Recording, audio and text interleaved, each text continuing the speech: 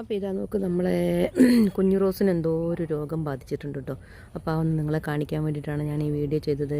അപ്പം പിന്നെ ഇതാ കണ്ട പൂവൊന്നും ഒരു ഉഷാറായിട്ടും കൂടി വരുന്നില്ല. അപ്പോൾ ഞാൻ എന്ത് ചെയ്യുന്നറിയോ, ഞാനൊരു വീഡിയോയിൽ കണ്ടിട്ടുണ്ടായിരുന്നു ഒരു ചേച്ചി പറയുന്നത് പിന്നെ ഇതിനൊരു പ്രതിവിധി ഉണ്ടെന്ന് പറഞ്ഞു. അപ്പം ഞാൻ അതൊന്ന് നോക്കി. അപ്പോൾ എനിക്കത് ചെയ്ത് നോക്കിയപ്പം എനിക്ക് നന്നായിട്ട് ഇത് വന്നിട്ടുണ്ട് കേട്ടോ. ഇലയ്ക്കൊക്കെ കുറച്ചൊരു മാറ്റം വന്നിട്ടുണ്ട്, ഒരു തെളിച്ചം വന്നിട്ടുണ്ട്.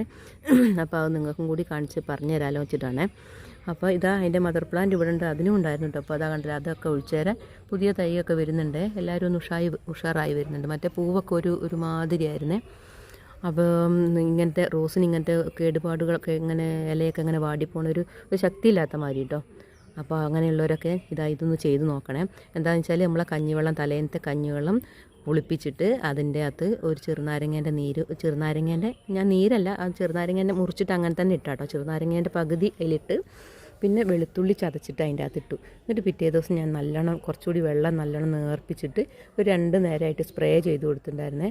അപ്പോൾ അങ്ങനെ ആക്കിയപ്പോൾ എനിക്ക് തോന്നുന്നതാ ഇങ്ങനെ ഇലയൊക്കെ കുറച്ചുകൂടി ഒരു ഹെൽത്തി ആയിട്ട് വരുന്നുണ്ടെന്ന് തോന്നുന്നു കേട്ടോ. അപ്പോൾ ആർക്കെങ്കിലും ഇങ്ങനെ ഉണ്ടെങ്കിൽ ഇതൊന്ന് ചെയ്ത് നോക്കൂ കേട്ടോ.